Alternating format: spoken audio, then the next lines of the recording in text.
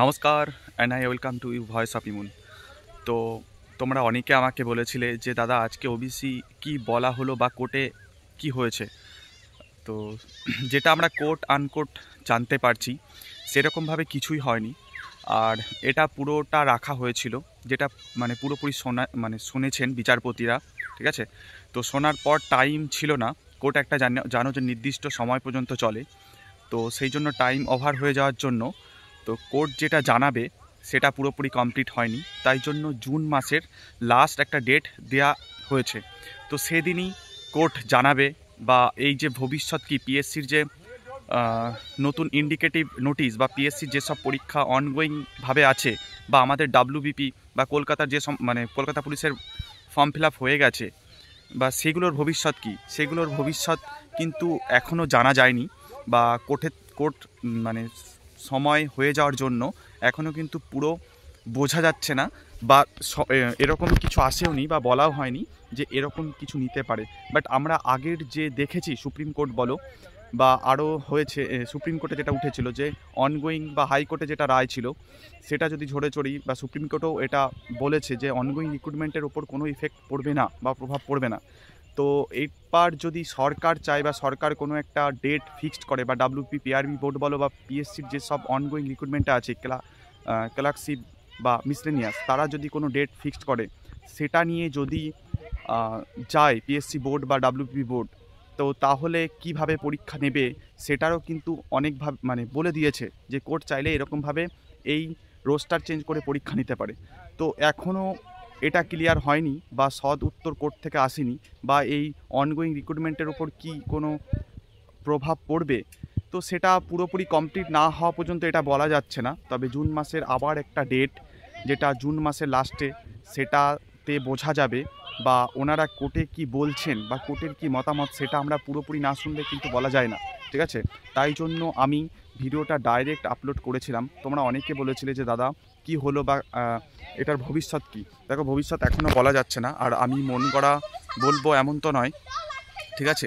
যেটা দেখিয়েছে আমি সেই পয়েন্ট অফ ভিউ থেকেই ভিডিও দিই বা সেটা থেকেই দিয়ে আসার চেষ্টা করি, এমন নয় যে আমি আমার পয়েন্ট অফ ভিউ থেকে ভিডিও বানাই, ঠিক আছে। তো দেখো, জুন মাসে আরেকটা ডেট পাওয়া গেছে, ঠিক আছে। তো দেখা যাক এখানে কি হয়, আমরা সবাই আশাবাদী। আর এই ডেটটার উপরেও আমরা সবাই আশাবাদী হয়েছিলাম যে কিছু না কিছু একটা ভালো কিছু আসবে।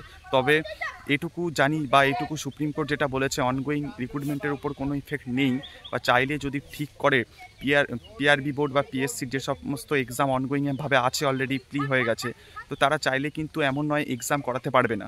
এক্সাম কিন্তু করানো যায় আর এক্সাম করাতে পারবেনও। বাকি এই পিএসসি বোর্ড বলো বা ডাব্লিউবিপি পিআরবি বলো, সৎ ইচ্ছা যদি থাকে বা এনারা যদি মনে করে পরীক্ষা নিতে পারবে, এইটুকুই বলতে পারি। এতে পরীক্ষা নেওয়াতে যে কোনো কোনো স্থগিতাতে আছে এমন নয়। তবুও আমরা কোর্ট থেকে ব্যাপারটা বার করে নিতে চেয়েছিলাম বা এরকমই প্রেসার করা হয়েছিল, কিন্তু কোর্টে শোনা হয়েছে পুরোপুরি যে জাজমেন্ট সেটা কিন্তু আসেনি, ঠিক আছে।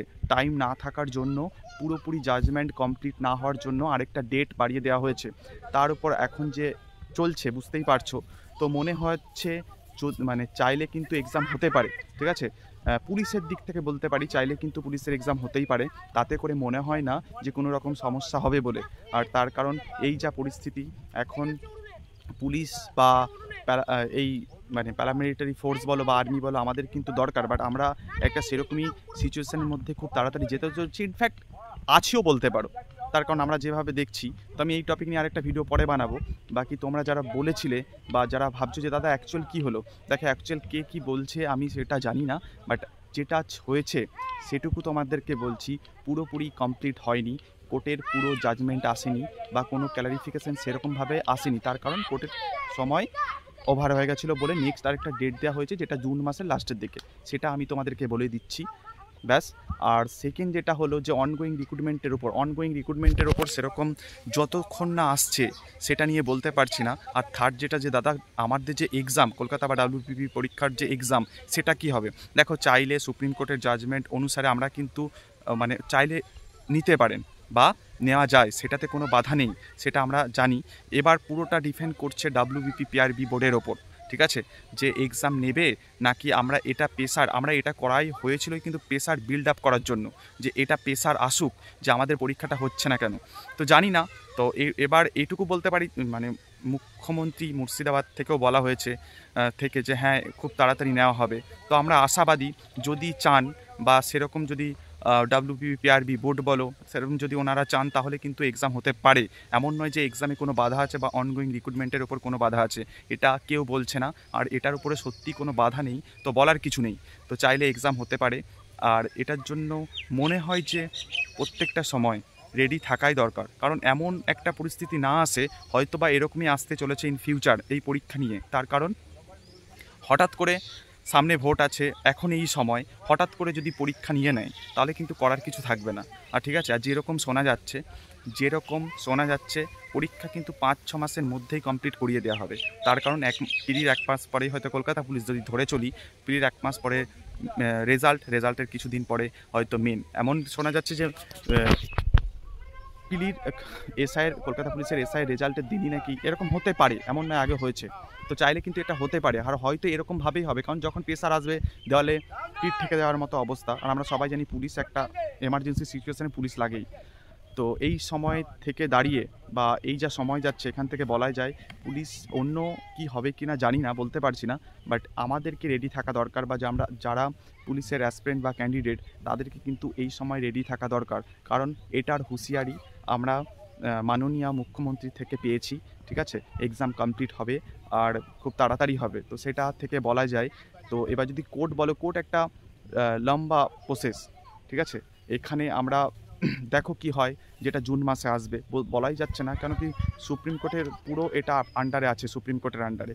তো সেখান থেকে দাঁড়িয়ে এটা বলা যায় যে এমনই নয় যে এখানে উঠেছে বলে কোর্সটা মিটে যাবে। তবে এটা আমরা ওয়েট করছিলাম যে এই যে অনগোয়িং রিক্রুটমেন্টগুলো আছে, পিএসসি বলো বা পুলিশের বলো, তাতে করে একটা ডেট দিক বা এটা আমাদের কিছু একটা বেরিয়ে আসুক, কিন্তু সেটা আসেনি, কারণ কোর্টের টাইম তখন ছিল না, তাই জন্য আগে এগিয়ে দেওয়া হয়েছে। তো সেই দিনই হয়তো কিছু একটা আসবে।